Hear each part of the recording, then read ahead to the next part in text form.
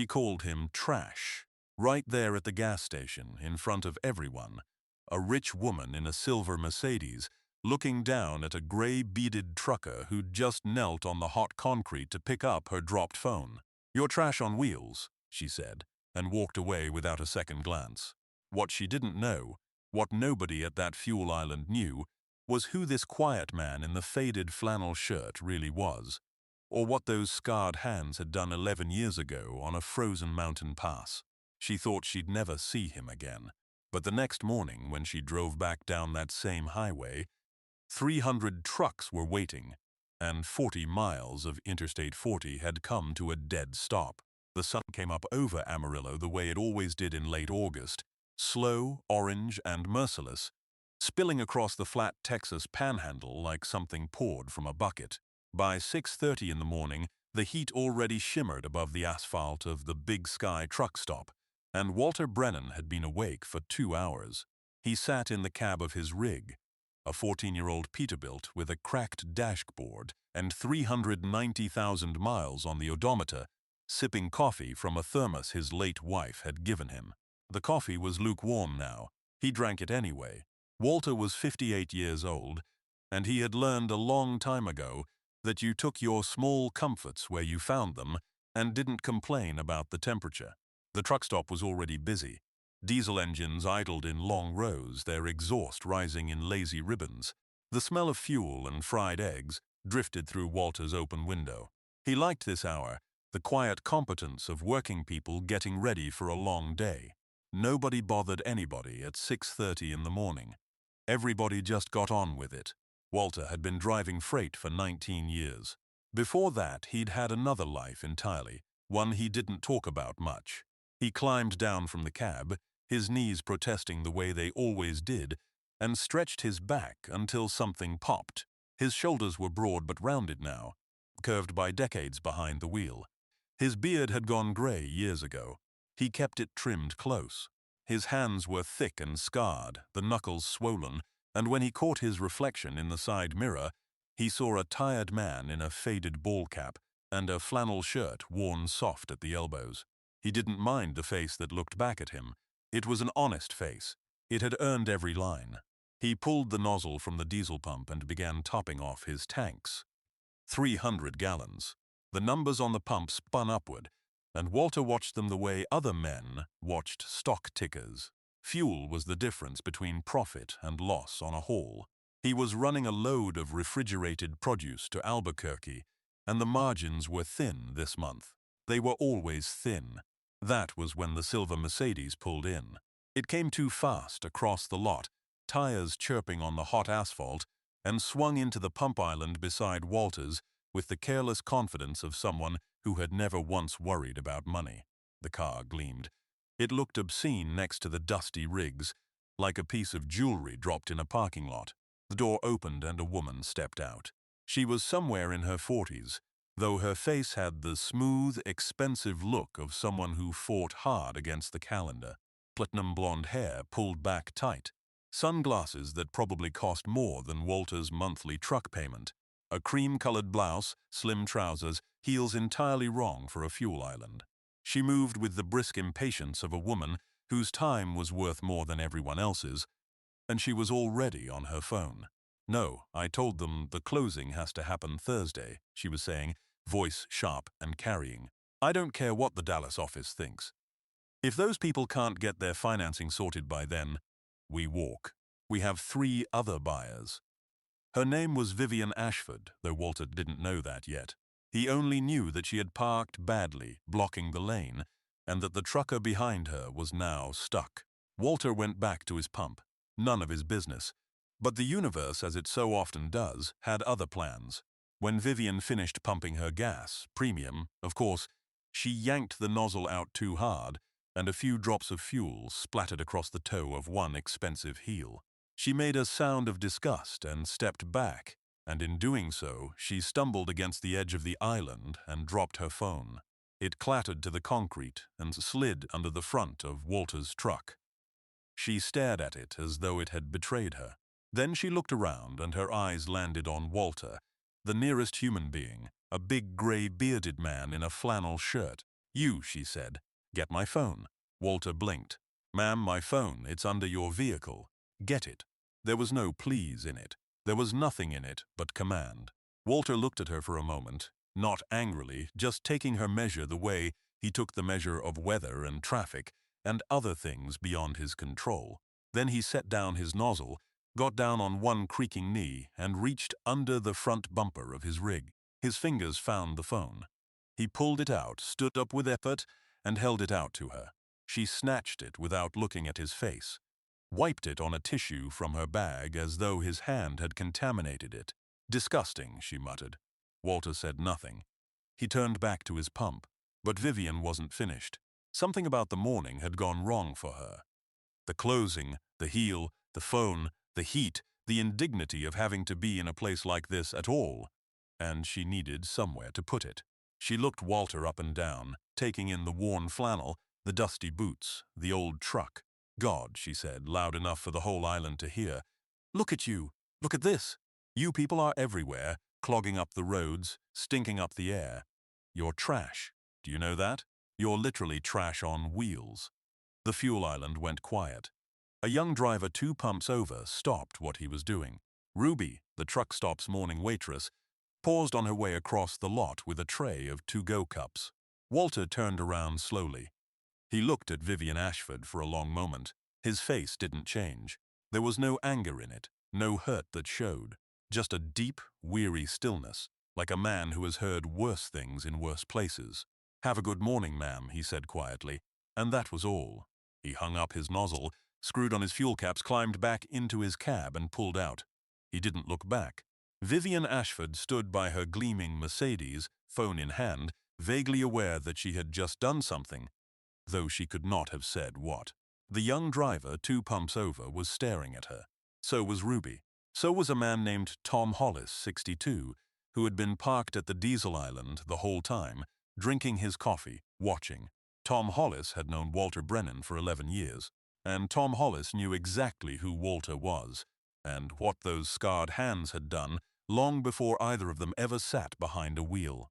He set down his coffee. He picked up his CB radio. What happened next would shut down 40 miles of Interstate 40, and Vivian Ashford had no idea it had already begun. Vivian Ashford drove east on I-40 toward her hotel in downtown Amarillo, and by the time she'd gone 10 miles, she had already forgotten the man at the gas station. She had bigger things on her mind. The Cordova Heights development was a $40 million deal, the biggest of her career, and it was slipping.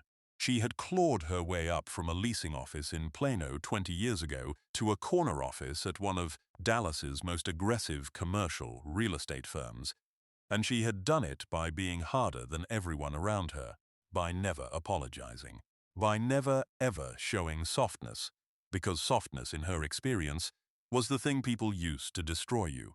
Her phone rang. It was her son Connor. "Mom." His voice was flat. He was 19 now, a sophomore at UT Austin, and lately every conversation between them felt like negotiating across a wall. "You said you'd call last night."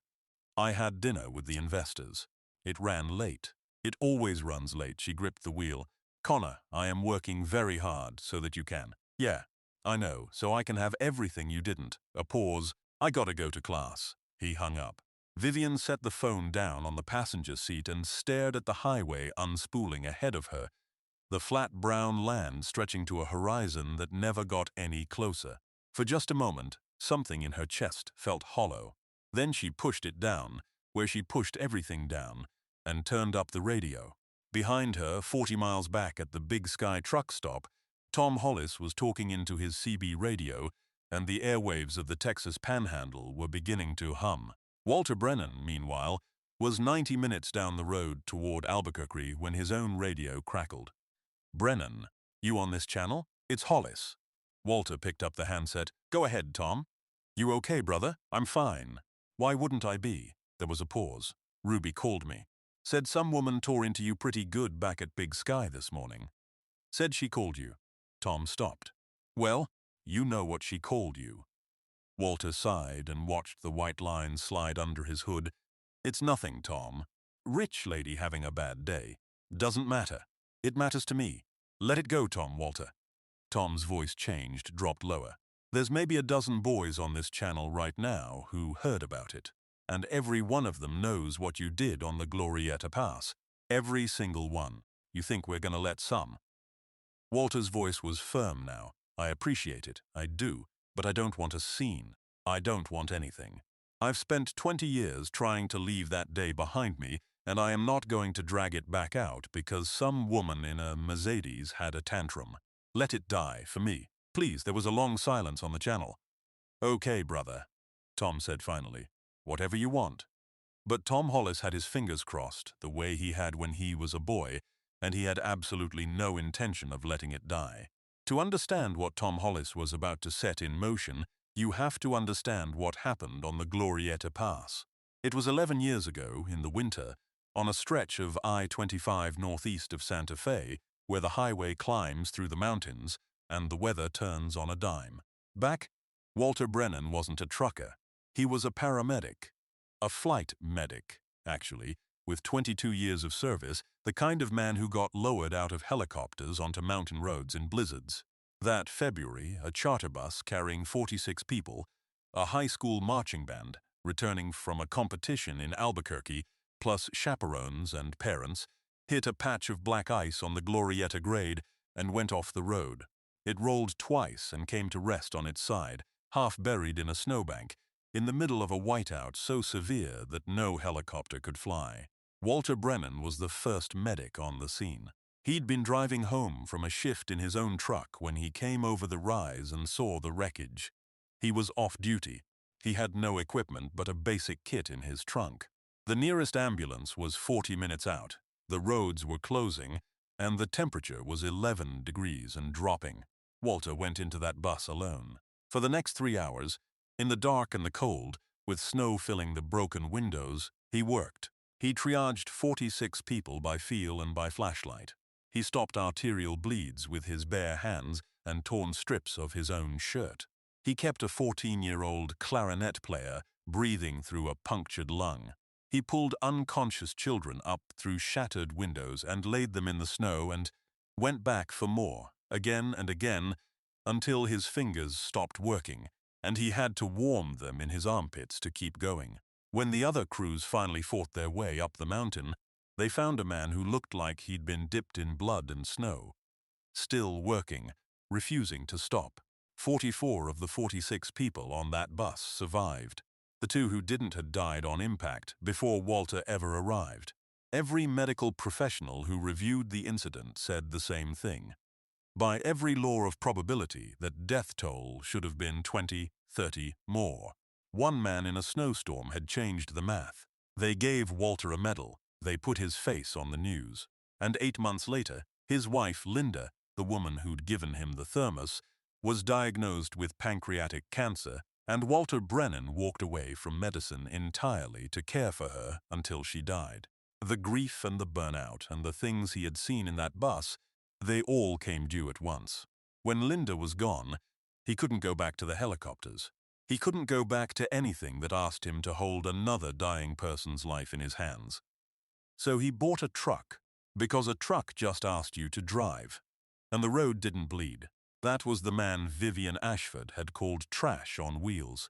And 11 years later, on a CB channel crackling across the Texas Panhandle, Tom Hollis began to make some calls. Not for revenge, he told himself. For something else.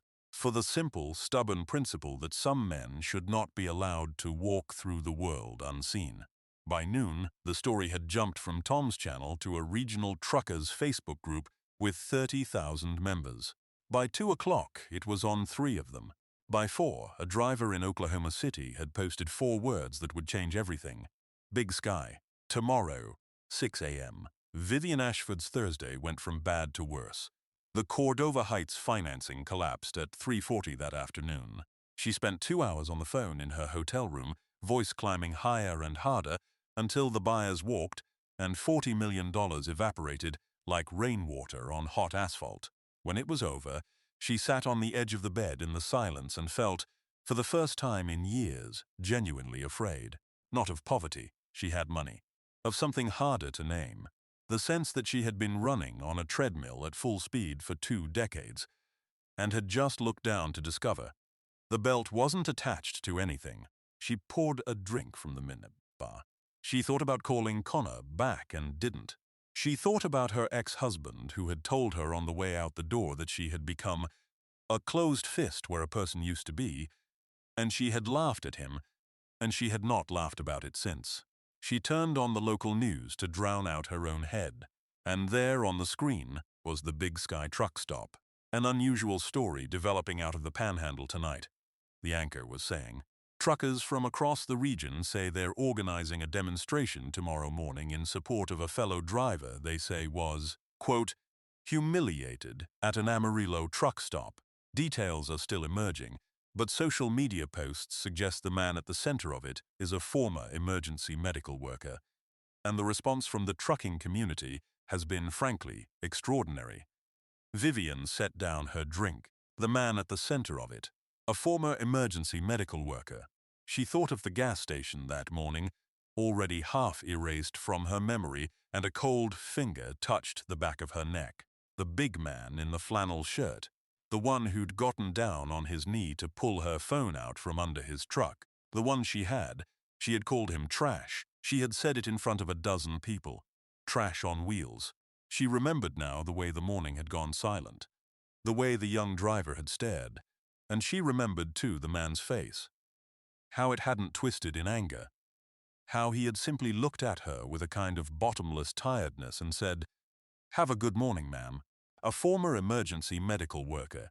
She didn't sleep much that night.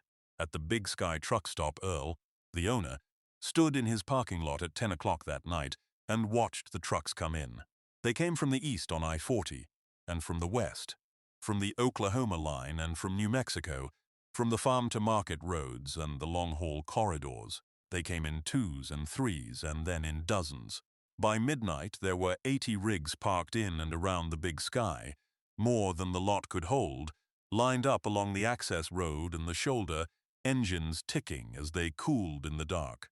Drivers stood in clusters in the wash of the sodium lights, drinking coffee Earl had stopped charging for an hour ago, talking low. Earl had owned the Big Sky for 31 years, and he had never seen anything like it. "What are they all doing here?" Ruby asked him. She'd come back in on her own time, apron on, refilling cups. Earl shook his head slowly. "Word got out about Walter."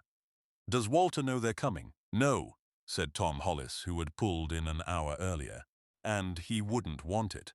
So we're not gonna tell him." He looked out over the gathering of trucks, more arriving every few minutes, headlights bobbing on the horizon like a slow tide coming in. "He's running back through here tomorrow morning, dead-heading home empty from Albuquerque. Comes through about 6 every time, regular as the sun. He's just gonna think it's traffic."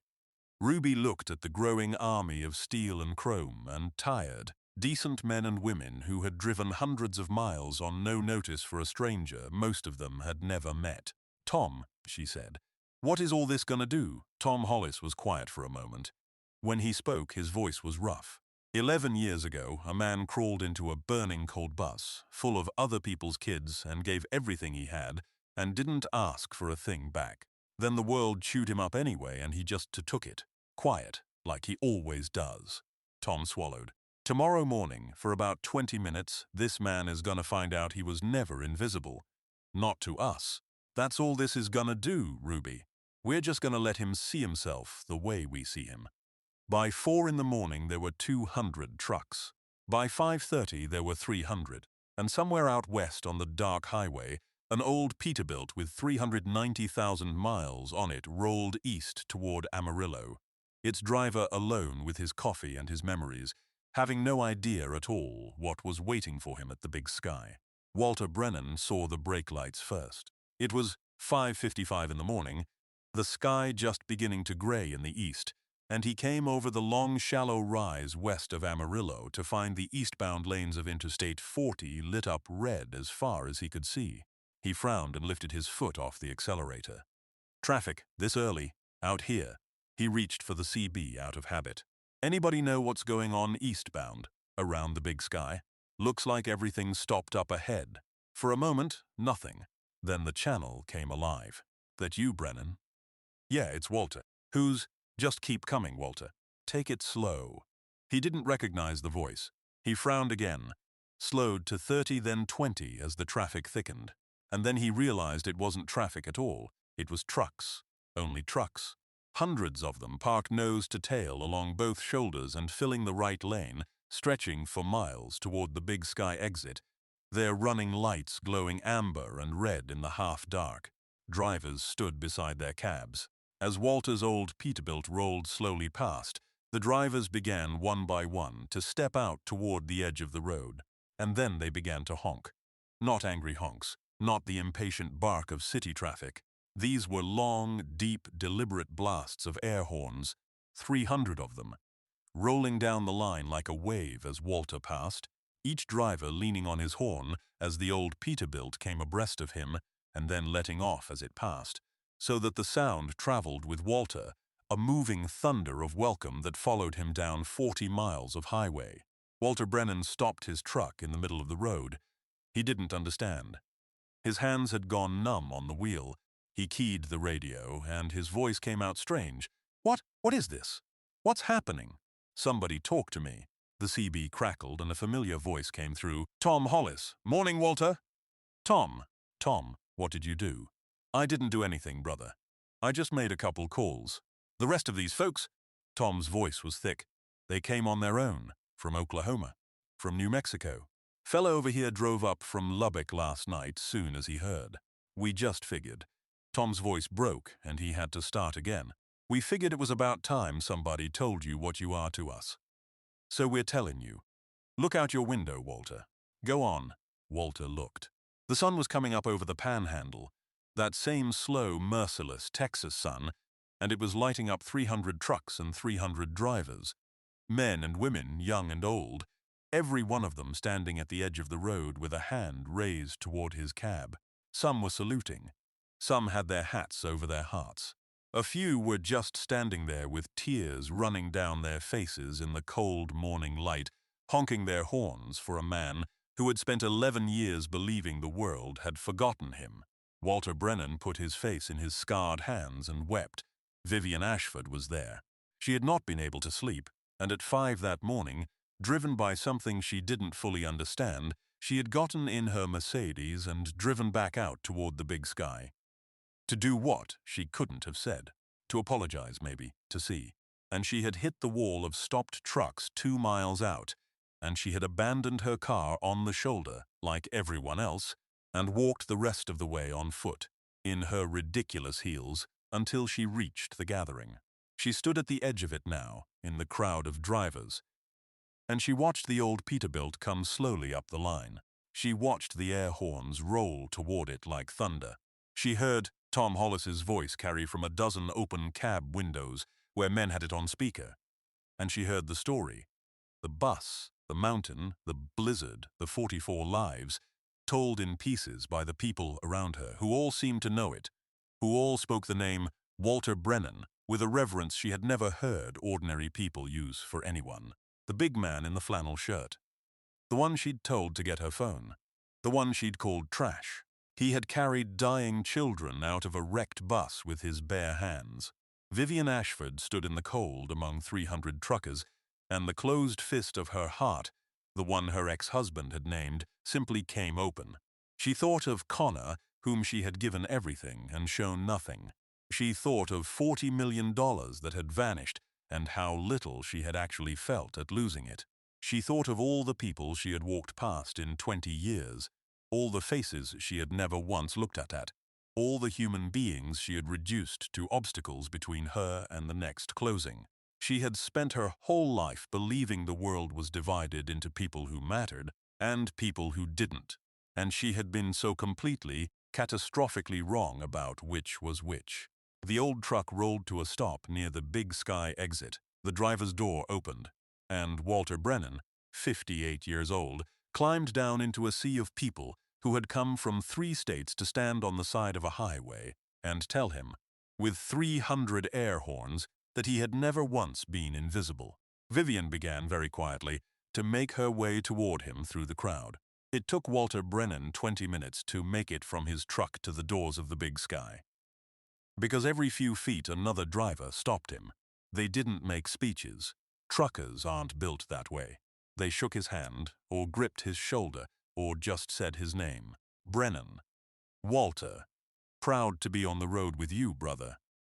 A young woman driver, maybe 25, hugged him hard and told him her uncle had been the band director on that bus, that he'd lived, that he had a daughter now because Walter went into that wreck.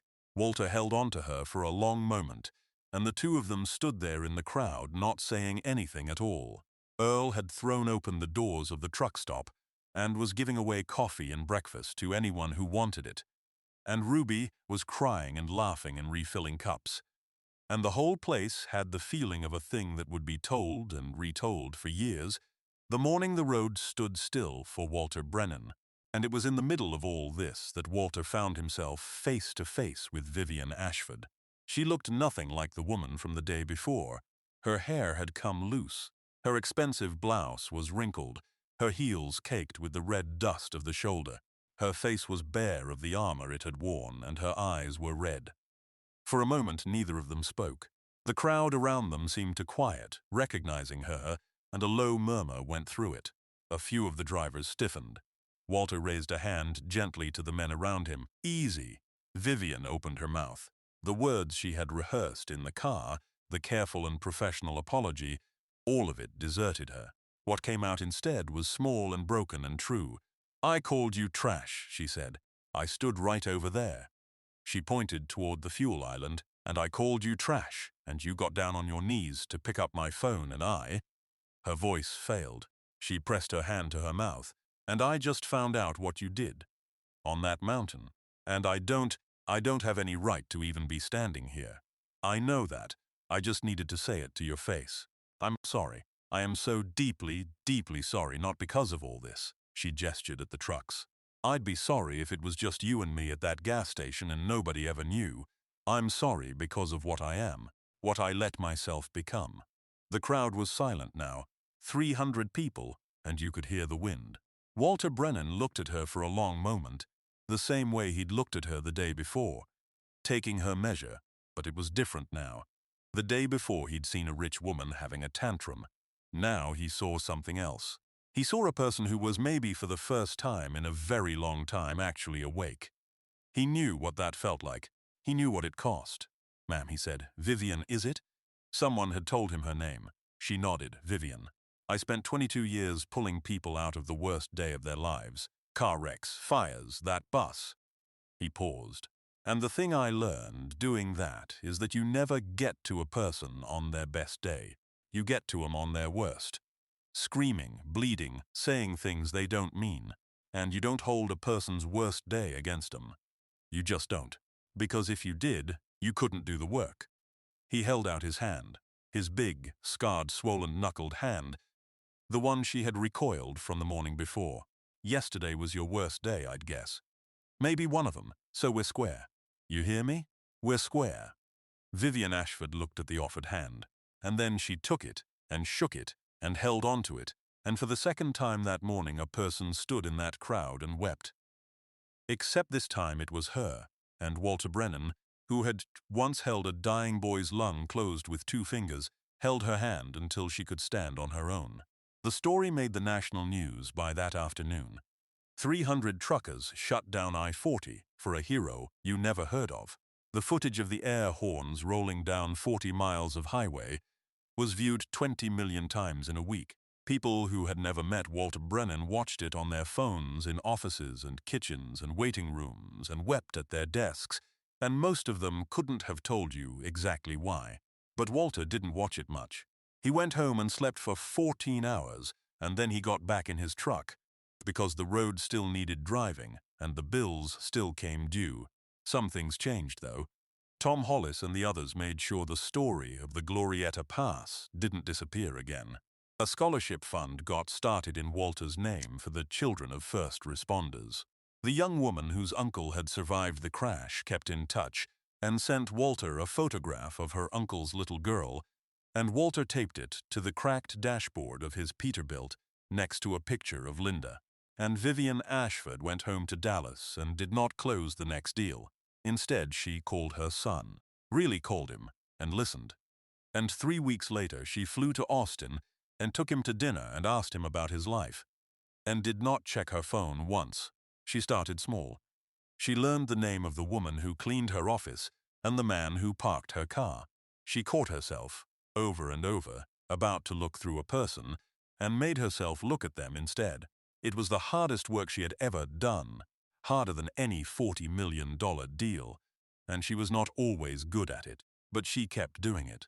Once a month, sometimes, she drove out west on I-40, all the way to the Big Sky truck stop, and she had coffee at the counter, and if Walter Brennan happened to be passing through, she'd sit with him a while, and they'd talk about nothing in particular.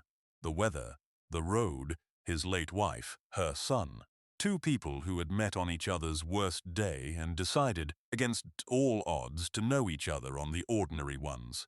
The fist had become a hand, and every time Vivian Ashford drove home east into the rising sun, past the spot where 300 trucks had once stood still, she remembered that she had once believed she knew exactly who in this world was trash and who was treasure, and she was grateful every single day to have been so completely wrong.